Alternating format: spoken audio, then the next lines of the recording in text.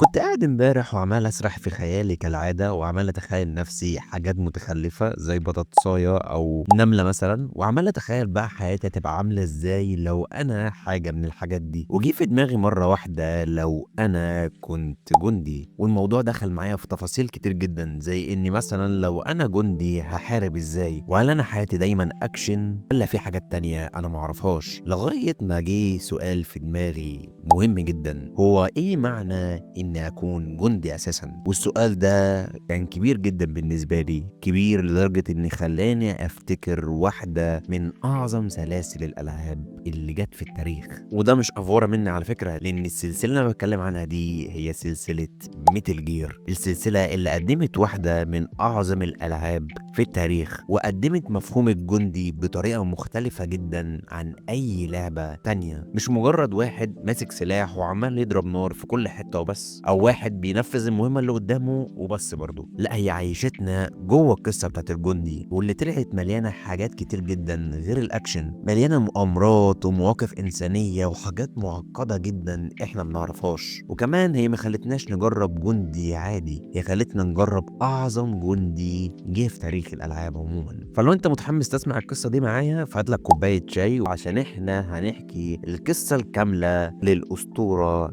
ميتل جير. والاسطوره دي بدات عام 1987، واللي نزلت وقتها على اجهزه ام اس اكس 2، وبعدها نزلت على جهاز نينتندو انترتينمنت سيستم. ولو انت بتعرفش حاجه عن الجهازين دول فانت فايتك كتير، فانا هقولهم بطريقه مختصره شويه. ام اس اكس 2 هو جهاز طورته شركه مايكروسوفت تعاون مع شركه اسكي اليابانيه، واللي يا رب اكون قلت اسمها صح. ما علينا، الجهاز ده عموما كان اسطوره على وقته، بل هو كمان كانت البدايه لاجهزه الكمبيوتر بعد كده. ولو انت بتعرفش اهميه الجهاز ده، فده اللي يعتبر كانت البدايه للاسطوره اللي اسمها صخر. وجهاز صخر ده كانت الأسطورة عندنا في العالم العربي. والجهاز ده نزل عام 1985، وكانت بمميزات ممتازة جدا على وقتها طبعا. والجهاز ده كان البداية لألعاب قوية جدا، واللي طبعا من ضمنها سلسلة ميتل جير. أما جهاز نينتندو فهو كان بداية ثورة الألعاب عموما، وده جه سنة 1983. والجهاز ده كان السبب في رجوع سوق الألعاب من أول وجديد بعد ما السوق ده كان بينهار، ونزل عليه ألعاب أسطورية حرفيا زي سوبر ماريو بروز وذا ليجند اوف زيلدا وميجا مان. طبعا الجهاز كان ابداع على وقتها، وكان مكسر الدنيا حرفيا، بل هو كمان كان ممهد الطريق لاجهزه تانية زي نينتندو 64 وسوبر نينتندو. وهنا احنا خلصنا قصه الاجهزه، ونرجع للقصه الرئيسيه بتاعتنا ميتل جير. القصه بتبدا معانا مع جندي اسمه سوليد سنيك، وبيتبعت لمهمته الاولى في قاعده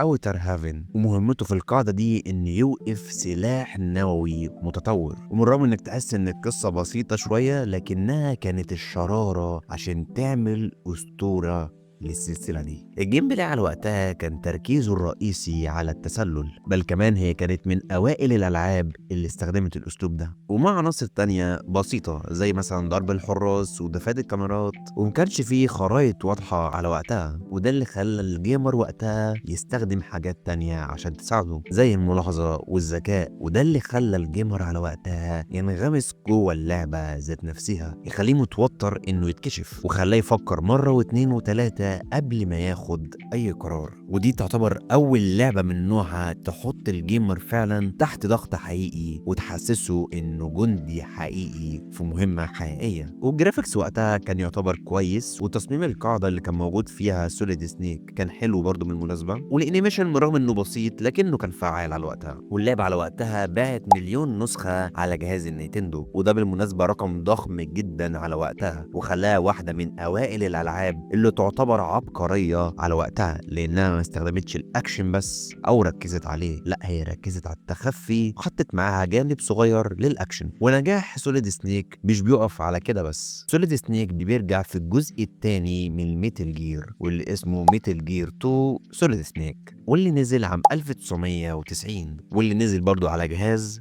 ام اس اكس 2. وسوليد سنيك وقتها بيرجع تاني، لكن في مهمة اخطر بكتير من اللي احنا كنا شايفينها في الجزء الاولاني. سوليد سنيك في الجزء ده بيواجه تحديات صعبة ونفسية وسياسية اكبر بكتير من الجزء اللي فات. السلسلة هنا بتبدأ تدخل في الجد وبتدخل في مواضيع اعمق بكتير من كونها حروب او معركة عادية، بل الموضوع كان اكبر بكتير من مجرد حرب. والجيم بلاي وقتها اتحسن بشكل ملحوظ، كان في خرايط على وقتها، وكان كمان الاعداء وقتها يقدروا يسمعوك لو كنت بتجري، ونظام التسلل كان ذكي جدا على وقتها. ده غير ان كمان اللعبه نزلت بحاجات جديده على وقتها، زي انك تزحف او انك تتسلل مثلا تحت الترابيزه. ده غير كمان ان الذكاء الاصطناعي كان متحسن عن الجزء الاولاني، والاعداء في الجزء ده كانوا فعلا بيطاردوك وبيلاحظوك. ده غير الجرافيكس اللي كان قفزه ضخمه جدا عن الجزء الثاني، واللي كان مليان تفاصيل اكتر، والتصميم بتاع المراحل كان معقد اكتر، وكنت تحس وقتها انك عايش جوه فخ.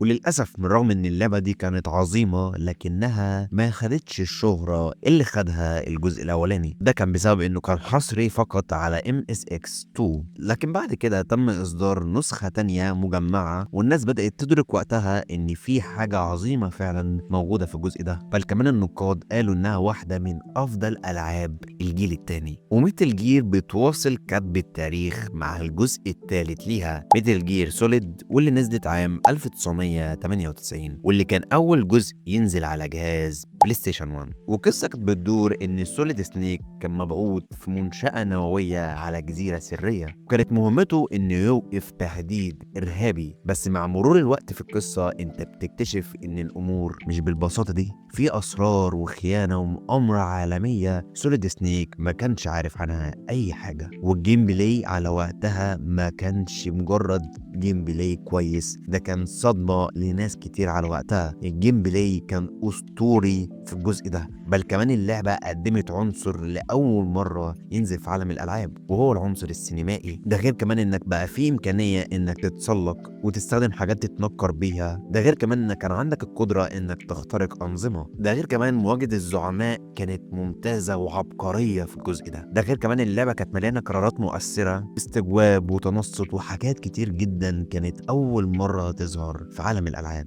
ده غير كمان الجرافيكس خلى اللعبة من أقوى الألعاب اللي موجودة على بلاي ستيشن 1. كانت الإضاءة ممتازة، ونماذج الشخصيات كانت 3D على وقتها. ده غير كمان الصوتيات، ده غير كمان إن حتى الشخصيات شفايفها كانت بتتحرك في الجزء ده. وده بالمناسبة من رغم إنه يعتبر عادي جدا على وقتنا ده، لكنه كان شيء نادر جدا في الوقت ده. وهنا اللعبة نجحت نجاح عظيم، بل كمان قد تعتبر قفزة بالنسبة للشركة. اللعبة باعت حوالي أكتر من 7 مليون نسخة عالميا، والنقاد واللاعبين اعتبروها ثورة في عالم الألعاب. وفي ناس كتير لغاية الوقت ده بتعتبرها واحدة من أفضل الألعاب في التاريخ. ومن هنا بتبدأ شركة كونامي تكتب التاريخ مع سلسلة ميتل جير، وبترجع لنا تاني السلسلة بنسخة متطورة، واللي هي ميتل جير سوليد 2 سانز اوف ليبرتي، واللي نزلت عام 2001 وعلى جهاز بلاي ستيشن 2. القصة كالعادة بتبدأ معانا مع سوليد سنيك من أول وجديد، لكنه المرة دي في مهمة جديدة ضد سلاح نووي حديث. لكن ده مش الجزء الرئيسي اللي في القصة. القصة بتاخد منعطف غير متوقع تماما عن البداية، بنشوف جانب تاني تماما من القصة، وبنشوف من خلاله شخصية جديدة، واللعبة بتبدأ تطرح أسئلة كتير وكبيرة جدا عن الحقيقة. والشخصية الجديدة اللي احنا بنشوفها في الجزء ده اسمه بالمناسبة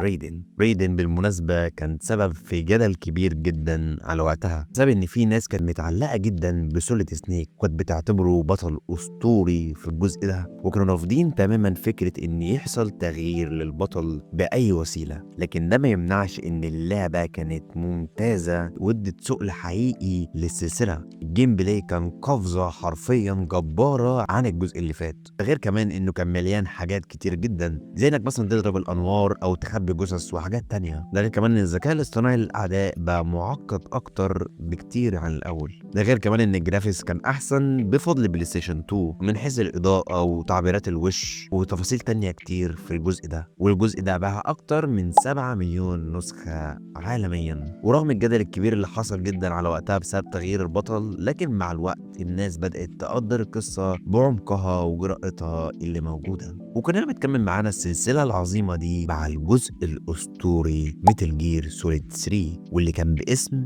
سنيك ايتر اللي نزل عام 2004 على جهاز بلاي ستيشن 2. والقصة في الجزء ده بترجعنا لحقبة الحرب الباردة ومع شخصية جديدة اسمها النيكد سنيك، وركز في الاسم ده كويس عشان هكرره لك تاني بعدين. الشخصية دي بيتم إرسالها في مهمة صعبة جدا في الغابات السوفيتية. القصة مليانة خيانات وشخصيات أسطورية بكل ما تعنيه الكلمة. والجزء ده كان أول مرة يظهر في الجيم بلاي نظام البقاء، زي إنك لازم تاكل وتعالج جروحك، ده غير كمان كنت ممكن تتخفى بملابس تانية. والتسلل كان واقعي جدا على وقتها وخاصة كان وسط الطبيعة، فده كان مدي شعور تاني وتجربة مختلفة عن أي جزء تاني. غير إن الجزء ده مليان زعماء أسطوريين حرفيا زي ذا إند وذا بوس. الجرافيكس كان تحفة فنية على وقتها، الغابة اللي مليانة تفاصيل والشخصيات اللي معمولة بدقة عالية جدا، الكات سينز اللي كانت بمستوى أفلام حرفيا. رغم إن الجزء ده باع أقل من الجزء اللي فات 4 مليون بس، لكن خليني أقول لك إن جزء كبير جدا من الجمهور بتاع اللعبة معتبرينه أفضل جزء في السلسلة، ده بسبب الجيم بلاي وطريقة السرد والأحداث العظيمة اللي جوه اللعبة. ونتيجة لأحداث القصة في الجزء ده والتطور العظيم اللي حصل لشخصية نيكد سنيك، بيتحول من نيكد سنيك لبيج بوس. التحول ده نتيجة حاجات كتير جدا حصلت للشخصية دي جوه الجزء ده، لكني صراحة أنا مش هحكي أي تفاصيل زيادة عشان ما أحرقش القصة. وبالمناسبة لو أنت عايز تفهم القصة الحقيقية بتاعت الجزء ده يا ريت تجربها بنفسك، لأنه جزء أسطوري ويعتبر من أفضل الأجزاء لميتل جير. وميتل جير بترجع تاني في 2006 مع جزء ميتل جير سوليد بورتابل أوبس واللي كان نازل على جهاز البي اس بي. قصة الجزء ده تعتبر مكملة لجزء سنيك ايتر. نيكد سنيك اللي هو بقى بيج بوس بيكون وحدته الخاصة بعد الانفصال عن الحكومة ويواجه تحديات وتهديد جديد من جنوده اللي كانوا موجودين قبل كده. الجيم بلاي كان مشابه جدا عن الجزء اللي فات وكان موجود في نظام تجنيد الجنود من أرض المعركة، والجرافيكس كان مبهر بالمناسبة بالنسبة لجهاز بي اس بي، بل كمان كان قريب شوية من البلاي ستيشن 2 مع مشاهد مرسومة بأسلوب الكوميكس. والجزء ده باع حوالي مليون نسخة، والجيمرز حبوا استمرارية القصة وحبوا اسلوب الكوميكس اللي كان مميز ومدي الجزء ده طابع خاص. لكن البي اس بي مش بيكمل معانا كتير، لان ميتل جير سوليد 4 جانز اوف ذا باتريوتس نزل على جهاز بلاي ستيشن 3 وكان عام 2008. ومن هنا بيعود البطل المحبوب سوليد سنيك، لكنه للأسف بيعود في مهمة أخيرة بحالة جسدية ونفسية متدهورة تماما عن أي جزء فات. وهنا الجزء ده بيحاول يغلق كل الخطوط المفتوحة في السلسلة. والجيم بلاي كان مختلف شوية، كان عبارة عن دمج بين التخفي والشوتر، ده غير كمان كان في تغيير في أسلوب اللعب حسب البيئة اللي انت بتلعب فيها، سواء حرب، شوارع، جبال وهكذا. ده غير الجزء ده كان مليان أسلحة متطورة، ده غير كمان كان موجود فيه نظام تمويه مختلف عن الأجزاء اللي فاتت. والجرافيكس كان أسطوري، بل كمان الأفضل بفضل بلاي ستيشن 3. وكل حاجة كانت مميزة ومتطورة عن أي جزء تاني، زي الإضاءة والتفاصيل سواء بتاعت العالم أو الوجوه. والجزء ده باع حوالي 6 مليون نسخة، والناس والنقاد وصفوه على وقتها بالنهاية الملحمية. بالرغم إن بعض الناس شايفين إن كان الجزء ده محتاج يقللوا شوية من الكات سينز، لكنها برضه تفضل واحدة من أقوى التجارب للجيل السابع، وبتاخدنا مع كونامي أجيال ورا أجيال لغاية ما نوصل عام 2010 ومع جزء ميتل جير سوليد بيس وولكر واللي نزل على جهاز بي اس بي من أول وجديد. وهنا بنكمل رحلتنا مع بيج بوس، وبيأسس الجيش الخاص بتاعه باسم ميليتيرز سونز فرونتيرز، وانا مش عارف انا قلتها ازاي ولا عارف حتى قلتها صح ولا غلط، فيا رب تعدي. وبيواجه بيج بوس مع الجنود بتوعه تهديد جديد في امريكا اللاتينيه. والجزء ده كان متميز بانه كان متطور شويه في حوار تجنيد الجنود، ده غير كمان ان تطوير الاسلحه بقى افضل، غير ان الجزء ده كان موجود فيه كو اب، والزعماء في الجزء ده كانوا مميزين عن الجزء اللي فات. ده غير ان الجرافيكس كان اقوى جرافيكس على بي اس بي على وقتها. مشاهد الكوميكس المتحركه رجعت تاني من اول وجديد، وقات اللعبه كانت ممتازه بالنسبه لقدرات الجهاز. والجزء ده ده باع حوالي 2 مليون نسخة. وكوجيما العبقري اللي هو مؤسس السلسلة دي كان شايف الجزء ده جزء أساسي عشان خاطر القصة، والجمهور كان متفق معاه، خصوصا إنه كان مقدم عمق وجيم بلاي متطور. وميتل جير بتغيب فترة وترجع لنا عام 2014 مع ميتل جير سوليد في، واللي كان باسم جراوند زيروز. والمرة دي بقى نزل على أجهزة كتير: بلاي ستيشن 3، بلاي ستيشن 4، اكس بوكس 360، اكس بوكس 1، بي سي، وكل الأجهزة تقريبا. والقصة دي المرة دي بتاخدنا بعد أحداث الجزء اللي فات، بعد ما العالم يبدأ ياخد باله من قوته ونفوذه وهم عاملين يكبروا بسرعة. هو خلاص يعتبر بقى قوة مستقلة من غير ولاء لأي دولة في العالم، وده اللي بيخلي الحكومات الكبرى تشعر بخطر ناحيته. هنا بتوصل معلومات سرية وخطيرة جدا لبيج بوس إن في سجينين مهمين جدا في قاعدة عسكرية سرية، ومصيرهم كان بيهدد مستقبل الجيش السري بالكامل. ومن هنا بيبدأ بيج بوس ينفذ مهمة تسلل أخيرة لإنقاذهم في أجواء سينمائية ممتازة جدا. وباللعبة بتبدأ من اللحظة الأولى تحطك فورا في قلب الحدث. الجيم بلاي كان مميز في الجزء ده من ناحية إنه كان حر تماما، وأنت خد راحتك حرفيا في اللي أنت بتعمله. عايز تخليه تخفي براحتك، عايز تخليه هجومي براحتك، حتى لو عايز تخدع الناس برضه براحتك. كان سلس ورهيب جدا في الحركة. ده غير ان الجرافيكس كان ممتاز جدا جدا في الجزء ده. قوة محرك فوكس انجن كان ممتاز، وكان مدي اضاءة وانيميشن ممتازين جدا للجزء ده. والجزء ده باع حوالي 3 مليون نسخة. ومن رغم ان الجزء ده يعتبر قصير جدا، هو عبارة حرفيا عن مهمة واحدة، لكنه كان بيستعرض قدرات ممتازة للجزء اللي جاي، واللي كان بالمناسبة اخر جزء لميتل جير، واللي نزل عام 2015 باسم ميتل جير سوليد في ذا فانتوم بين، اللي نزل برضو على نفس الأجهزة. وبنكمل رحلتنا مع بيج بوس بعد أحداث مأساوية، وبيأسس جيش جديد وبيبدأ انتقام طويل جدا. واللعبة دخلنا في أجواء حروب وخداع وهوية مختلفة عن أي جزء تاني. الجيم بلاي كان عالم مفتوح، حرية كاملة في تنفيذ المهمات زي ما الجزء اللي فات كان بيورينا. ده غير كمان كان موجود فيه نظام تطوير للقاعدة. ده غير كمان انه كان مميز في حاجات تانية، زي انك ممكن تعمل استدعاء للمركبات بتاعتك زي العربية. وده غير وجود دعم جوي وشريك يساعدك في المهمات بتاعتك. ده غير كمان انه كان مليان بيئات مختلفة، شوية في صحراء، شوية في معسكرات، شوية في جبال، وهكذا. والجرافيكس طبعا كان باين من الجزء اللي فات تحفة بصرية بكل ما تعنيه الكلمة، من أول الخريطة لغاية الانيميشن. كل حاجة كانت معمولة بمنتهى الدقة والاحترافية. ده غير كمان ان التفاصيل الصغيرة كانت بتأثر في الجزء ده، زي تغير الطقس والزمن كان فعلا مؤثرين في الجيم بلاي. والجزء ده باع 6 مليون نسخة في أول شهر بس، حرفيا كان رقم ضخم جدا على وقتها. لكن للأسف الحلو ما يكملش. بعد اللعبة دي ما نزلت حصلت خلافات ضخمة جدا بين كوجيما وكونامي، وللأسف الخلافات دي بتؤدي ان كوجيما يمشي من الشركة، ووقتها اللعبة بتنتهي بشكل ناقص نوعا ما. ومن رغم كده جزء كبير جدا من الجيمرز بيعتبر الجزء ده واحدة من أعظم ألعاب التخفي على الإطلاق. وللأسف السلسلة بعد اللي حصل ده بتبدأ في الانهيار. خليني اقول لك بالمناسبه، كوجيما يعتبر عبقري جدا في الالعاب بتاعته، بل كمان تفكيره مختلف جدا عن اي شخص تاني. وده اللي كان مخلي ميتل جير مميزه جدا على وقتها، وكونامي ما كانتش واخده بالها ابدا من النقطه دي. خدوا بالهم بس لما عملوا الجزء الكارثي ميتل جير سرفايف، واللي نزل عام 2018، واللي خليني اقول لك بالمناسبه بدون قصه قويه وبدون شخصيات مألوفه وبدون اي حاجه، هو كان عباره عن لعبه بقاء فيها زومبي بس حرفيا. فالجزء ده مش هديله أهمية كبيرة، لأنه للأسف مش من نفس تطوير العبقري كوجيما. بل كمان للأسف بعد الجزء ده على طول كونامي بتوقف السلسلة دي، ما نشوفش أي أخبار عن ميتل جير. وللأسف بسبب الخلافات دي السلسلة بتقف لغاية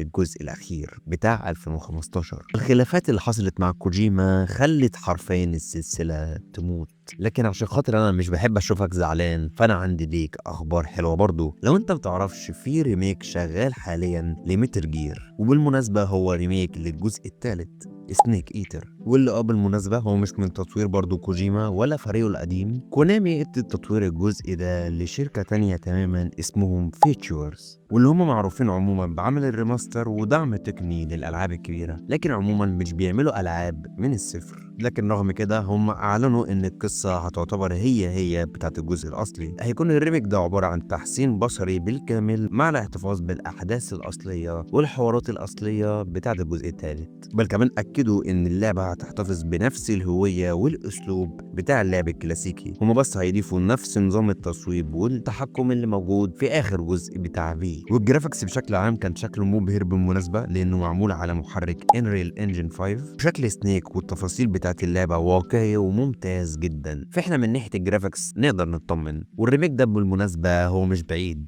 هو هينزل يوم 28 أغسطس. ومن رغم انه يعتبر مجرد ريميك هيحتفظ بنفس الروح ونفس الشكل بتاع ميتل جير، لكني كان نفسي بصراحة يكون في تدخل ولا 1% لكوجيما، لان فعلا السلسلة دي اتعملت كلها من الاول للاخر بفضل كوجيما. من رغم ان الجرافيكس وكل حاجة شكلها ممتاز، لكن الواحد فعلا مفتقد ميتل جير ومفتقد لمسة كوجيما في الاجزاء بتاعت السلسلة دي. فبما ان كوجيما بقى خلاص ليه شركته الخاصة وتطوير خاص ليه هو للالعاب بتاعته، كمان بقى ليه العابه الخاصة زي ديس ستراندنج. لكن زي ما شفنا اللمسة بتاعت كوجيما في اللعبة دي، الواحد نفسه برضه يشوف لمسة ليه تاني في ميتل جير. لكن عموما سلسلة ميتل جير ما كانتش مجرد سلسلة ألعاب، دي كانت تجربة مليانة فلسفة عميقة جدا حوالين الحرب. وابتكار هيدو كوجيما خلى اللعبة دي علامة مرجعية لألعاب التخفي، وعلم شركات كتير وناس كتير جدا ازاي تدمج